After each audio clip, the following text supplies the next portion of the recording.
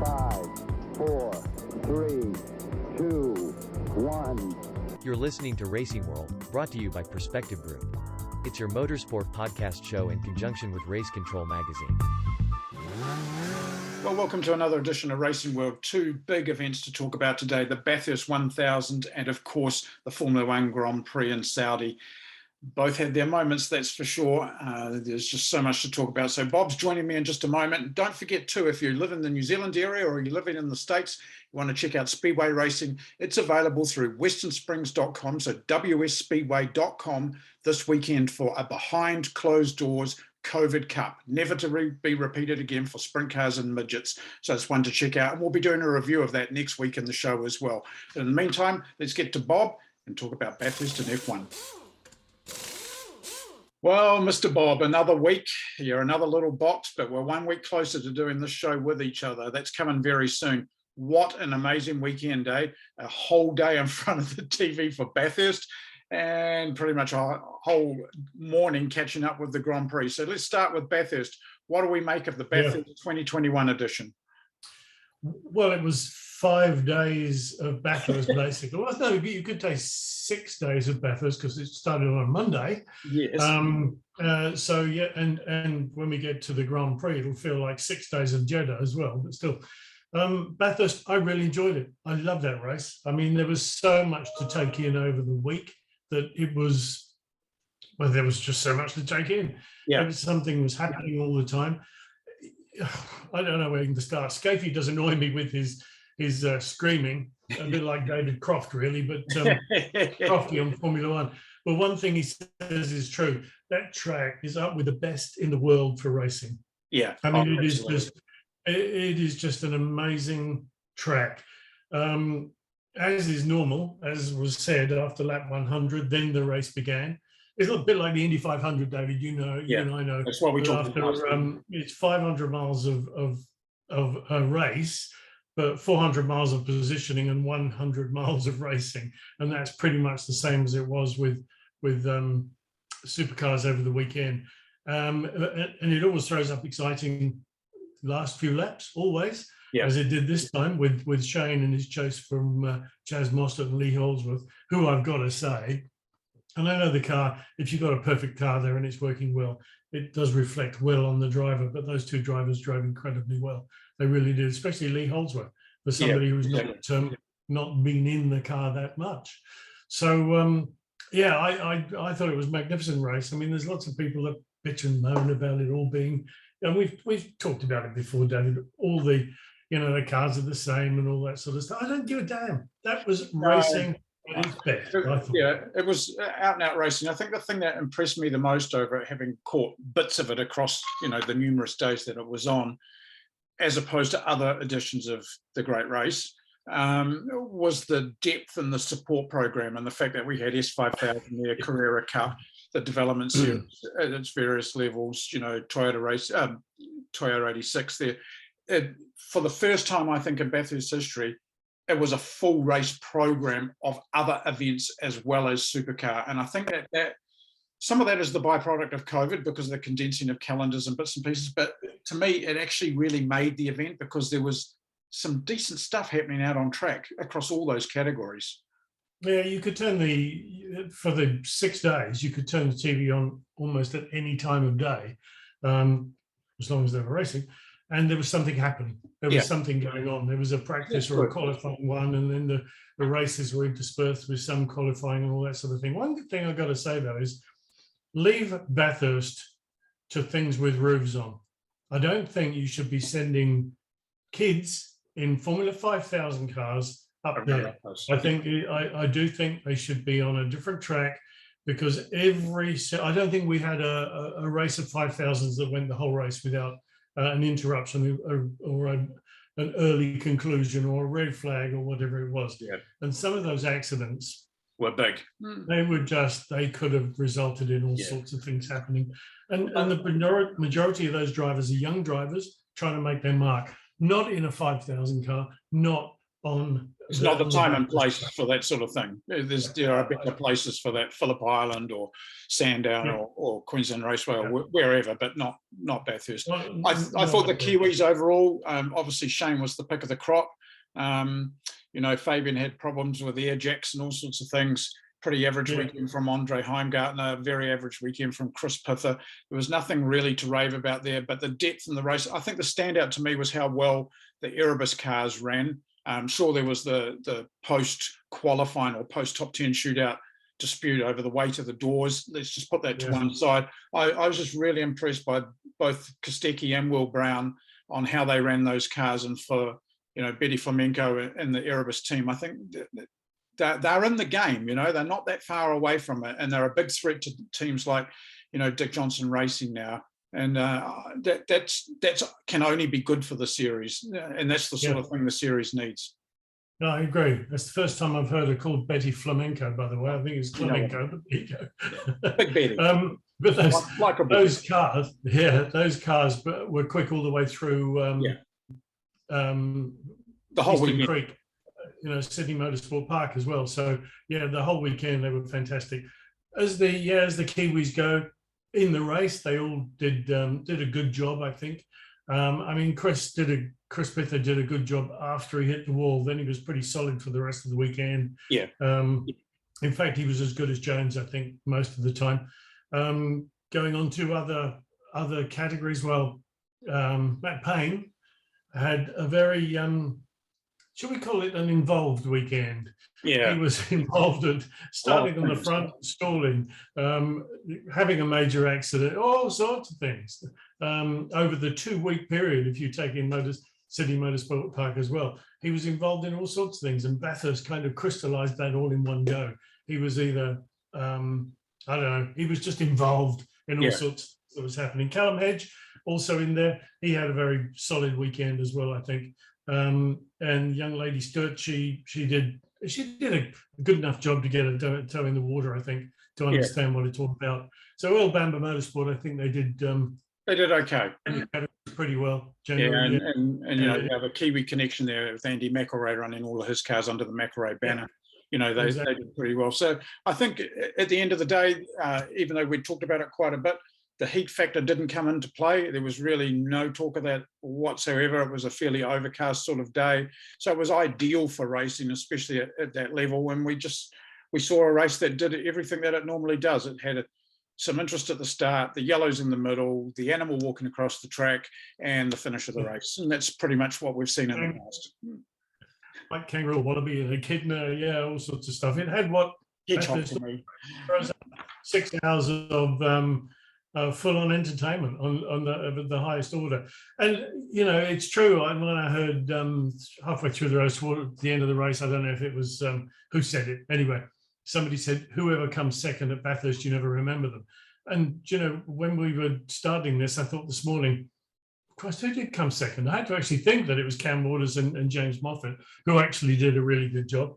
And then who came third? Kostecki and Russell did a good job again. But it's true. But that's the same. I think that's exactly the same as what we've said before. It's this parallel of winning Bathurst or winning a championship, just like the Indy 500, winning the Indy 500 or winning the IndyCar championship.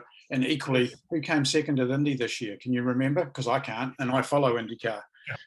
So it's the same thing. We know Elio won, and we now know that Chas Mostert won Bathurst. So that leads me to the next thing. Who in the hell is going to win the Formula One World Championship?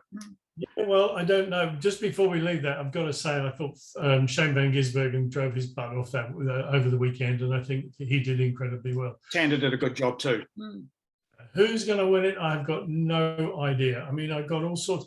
I like to write notes when I'm watching things because I forget, but I gave up on about page 33 of that.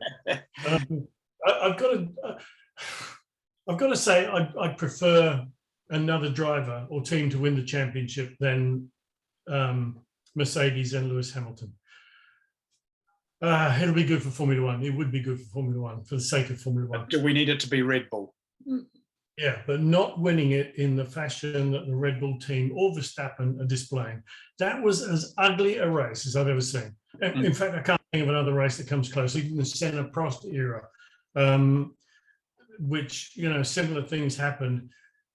And now we're left with exactly the same scenario, the Prost-Senna incidents in 89 and 90 in Japan, but with way more bitterness and danger. I mean, it was just, it's unbelievable to me that so many things happened in that race. It was to do with the circuit, I'm sure, and things have got to be changed because that's a dangerous, pretty dangerous circuit. But I mean, the whole weekend kind of hinged on the championship, obviously, and the clash between the two of them. But basically, it all hinged on the Verstappen qualifying shunt. When he was on pole, he didn't need to probably go as quick as he was around that corner. He took a lot of chances. He crashed. So if he was on pole, probably a lot of that wouldn't have happened over the weekend. Yeah. So that's kind of where it started. But I think the race showed an immaturity and a petulance of Verstappen in so many ways. And probably a strength in Hamilton as the flip of that. Yeah, I agree with that. But with Verstappen, not least of which was his performance on the podium, just walking off. I mean, what a petulant, stupid little boy action that was. He doesn't need to do that. He is one of the best drivers out there, as good as Hamilton on his day, but he's got a flaw, I think, in the personality that it makes him such a petulant person. Oh, it's one of those things that we teach young drivers here in New Zealand, and even at the Elite Academy, and you're well aware of it. You have to learn how to lose as well, and you have to be gracious at losing for whatever reason. And then if you want to go and thump the walls or whatever afterwards, then you do that in private, but you don't necessarily do those things in public. To me, I think the big thing over the weekend really was the fact that upper hand slightly to Mercedes now, with Valtteri bringing the car home third and Chico not finishing in the race. So that's done some interesting things to the Constructors' Championship.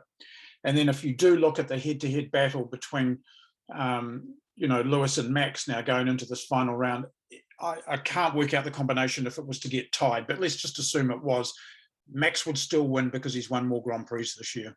So, well, only if they're equal on points at the end of it. Yes, but it's very difficult to do to get that equation. Yeah, there will be a clear winner. It won't come to a tiebreaker. No, or if Max does his normal and takes Hamilton out. If he takes him out, then it goes back to the tiebreaker because they are equal. And I can see that happening. We go back to Japan, 1989, 1990 with Senna and Prost. Same thing. Actually, the same thing. I mean, there's all sorts of other things that came up with it. Okay, I think the track is dangerous, but the drivers have to handle that. That's what they're drivers for. They have to handle any conditions. But tweaks are needed in it. The race direction was not up to the job at the weekend, making offers to the team's driving standards. It's called bloody race direction. It's not called race negotiation department. Yeah. Just what you got to do. I was very surprised to hear a lot of that within the broadcast and to hear Michael Massey going, well, I'll listen to you sort of thing. It was quite an unusual thing to hear from a race director. And he's come out this morning saying that he can justify all of that and the fact that there were lots of other things going on because of the red flag period and but it was still a very unusual thing to have happen.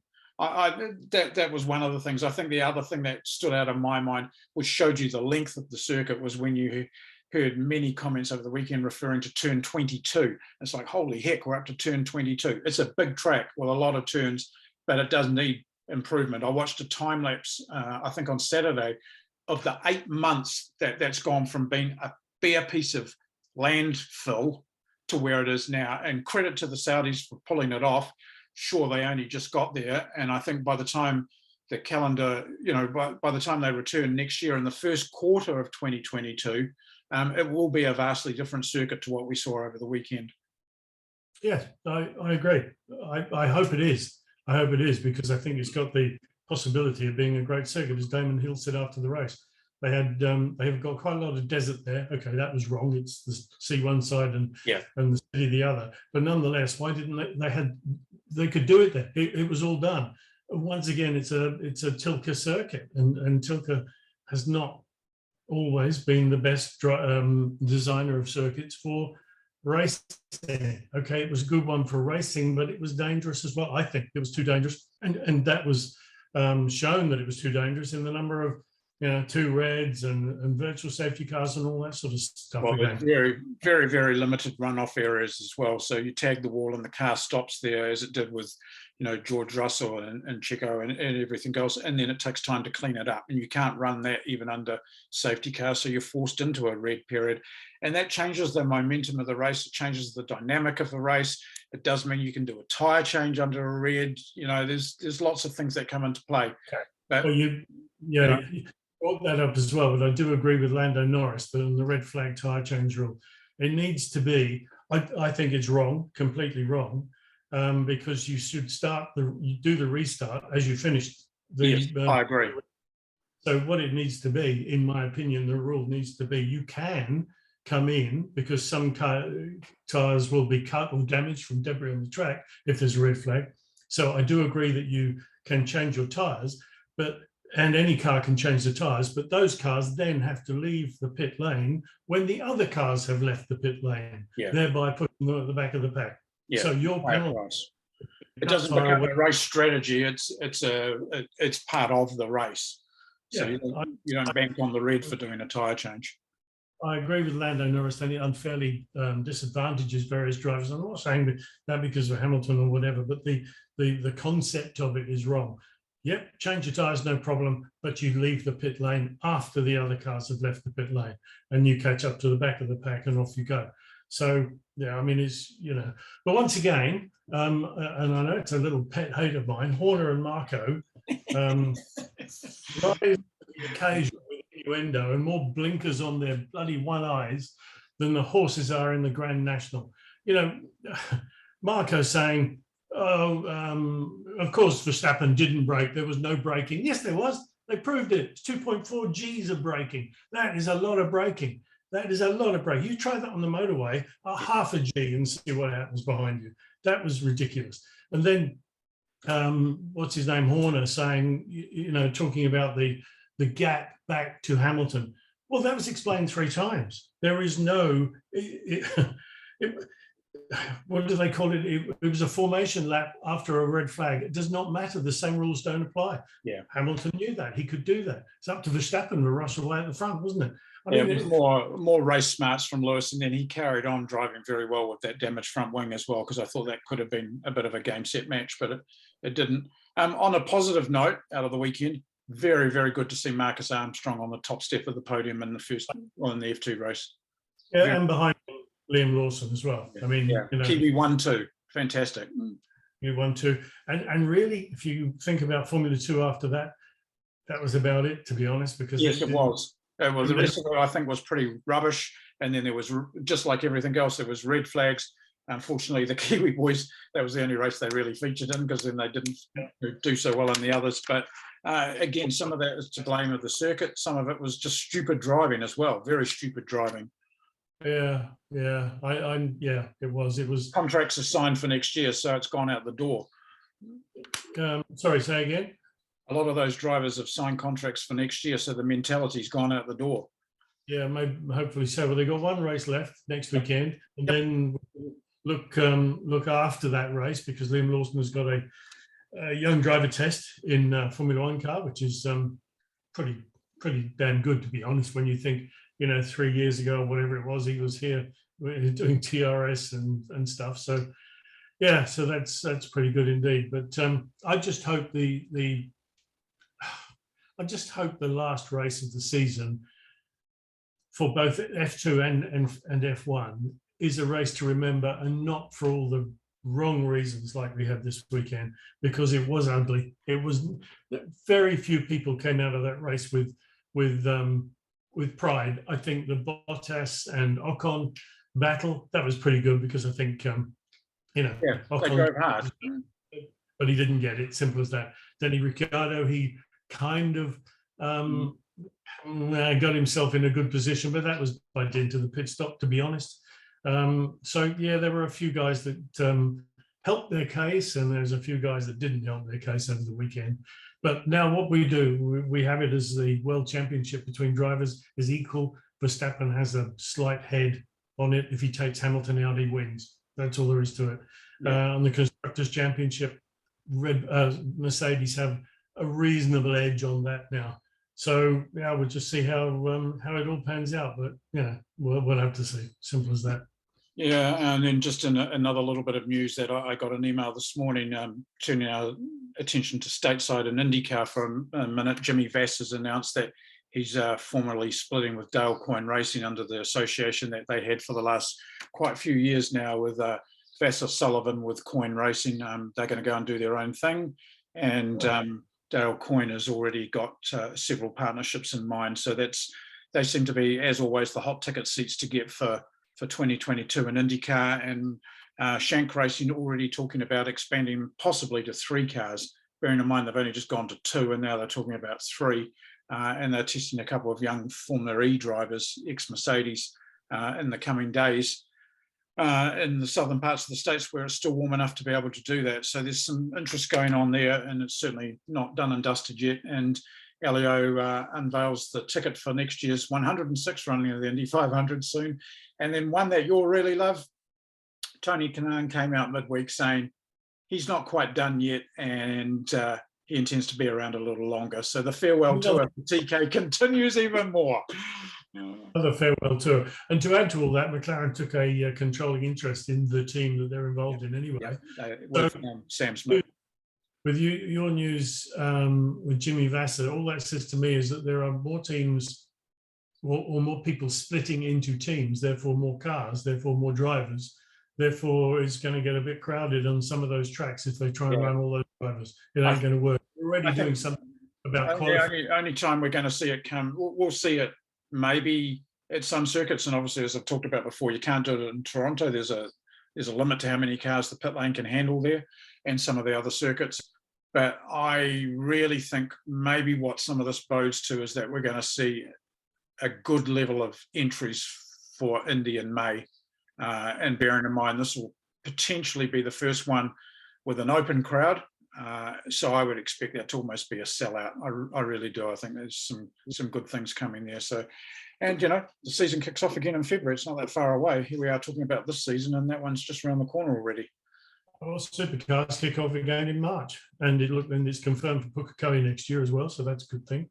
Hopefully we'll all go out to Pukekohe again and see supercars racing around with the supercars champion still being Shane Van Gisbergen. So that's a good thing. At home, exactly. And then obviously Formula One and the new car. So I think, as we kind of alluded to last week, I think McLaren have written off that 3rd place in the championship to Ferrari now and very much gone into 2022 development. And really, you probably can't blame them. There's the point where you've got to do that, and I think that's probably what they've done. But that's great. I think next year will be a great leveler. I think it bodes kind of quite well for teams like AlphaTauri and Alpine at the moment. I'm not sure about some of the others like Aston Martin and Haas, but I think those two could, and probably Williams. It's a chance to be back in the game, so it'll be very interesting to see how it plays out. Well, when you look at it, look at the rules and the rules package and the budget cap and all the rest of it, technically all the teams have the same chance. We know that's not true. We know that ain't going to happen. No. Some teams supply other teams with engines, and some teams have ways of adjusting the budget that more so than any other team. I mean, if Williams wants something done, they have to do it within Williams. If Mercedes or Ferrari wants something done, they've got 62 companies outside of the budget that can research it, and they can buy the technology from them. So there's all sorts of ways around it. The constructors, as it goes at the moment, I think McLaren, as you say, are fixed in 4th place now because they are 38 points, 38 and a half points behind Ferrari. You're not going to get, it's unlikely you're going to get that back unless there's another major accident, which could have happened when you think about it in Jeddah, because the way Sainz and Leclerc were racing, they could have taken each other off once or twice there. So that could happen, I guess. Alpine are well behind McLaren, but they're only just in front of AlphaTauri. Yeah. And then the rest. Kind of fixed, But I'd like to see Haas get a point. Okay. So I'd like to see Haas get a point, just one, just for them. Yeah. So then, just before we wrap it up for another week, we know going into Abu Dhabi this weekend, we don't want a repeat of a Senna Prost. We want a decent race. Yeah. We kind of have worked out who we probably want to win and create history. So there we go. And I'd actually quite like to see Valtteri Bottas end his stint at Mercedes on a high as well. I just think that'd be very fitting for the amount of work that he's put in. Obviously, he'll do the right thing if he has to for Lewis, but it would be quite nice to see that, because I think that that's just going to get slightly forgotten in the grandeur of everything else. And yet he's been a solid performer for Mercedes for the last few years and deserves that recognition, because he's helped them win constructors' titles, and he's done what he needed to do for Lewis as well. That's right. Of course, if Perez has a better race than Bottas, Perez, after his non-finish, shall we say, over the weekend, he's only 28 points behind Bottas. So, it's unlikely to overtake him now, but you never know, penalties and all sorts of things like that. So, it would be good to see Bottas end like that. But if he ends with a win, God, that puts the whole scenario of... yeah. I was thinking that as I was saying it, actually. One thing I would like to see is on Thursday or on Friday, I'd like to read here that on Thursday, Michael Massey got the drivers that are concerned in a room, told them to shut up, absolutely shut up, while he talks for 20 minutes, telling them what is going to go on. He tells them what I'm going to do. Not going to negotiate with you. This is what's happening. And then he gets the team principals in the same room of Mercedes and Red Bull and tells them what he's going to do. This is Charlie Whiting. This is what Charlie used to do. This is what Charlie was so good at. His rules were very specific and very definite about the way he wanted races run. And I think that was Christian Horner's, shall we say, intonation towards Charlie in the job than Michael Massey. But the fact is, if Charlie had been there, Christian Horner wouldn't get away with a tenth of what he's getting away with now. So I think Michael Massey should, no criticism on him, really. He was thrown into the job, not that long ago. He's come a long way since the supercar days, that's for sure. So he's a basically good bloke. Grow some, stand up, and I'm the boss. This is what's happening. Story. As much as he was always controversial as well, it's a bit like the FISA days. It's just in my mind right now of Jean-Marie Baleste bollocksing Ayrton Senna, but it was very clear, these are the rules, whether you like them or not. That's the way FISA is doing things this weekend type deal. And from a race director's point of view, you kind of need that as well. Trouble is, I was there when Baleste was in charge. Well, he was mad. These are absolutely the rules until I change them in 3 minutes' time. Yes. Because that's what he used to do, change them all the time. Hence, Prost was getting, anyway, that's all history. That's another. Well, until next week then, I guess in a week's time when we do the show again, we'll be talking about who won the World Championship and debating how they won it. We could be talking about what court date is going to come up. Yes, book a date before Christmas, and we'll see when it goes to the grand indictment. Anyway, my friend, thank you so much for joining us again on Racing World. We'll look forward to debriefing the Formula One World Championship next week as we count down to some things hopefully happening over the summer here in New Zealand, and we'll catch you again then. Well, that sums up two very, very good events over the weekend. Bathurst is just uniquely Bathurst, of course, and that Grand Prix for the first time on a new track was pretty sensational. I'm sure there's going to be much debate for a very long time. One Grand Prix to go, though, at Abu Dhabi, and then we will have a winner for 2021. Don't forget Western Springs Speedway coming up next week in the show. We'll look back at their first ever meeting behind closed doors, the COVID Cup, and we'll have a big review on that for you as well. But until next week, stay safe out there. Remember the COVID thing. Remember this new strain of it. It's all very important to be COVID safe and COVID aware. So take care from everyone here at Racing World. Until then.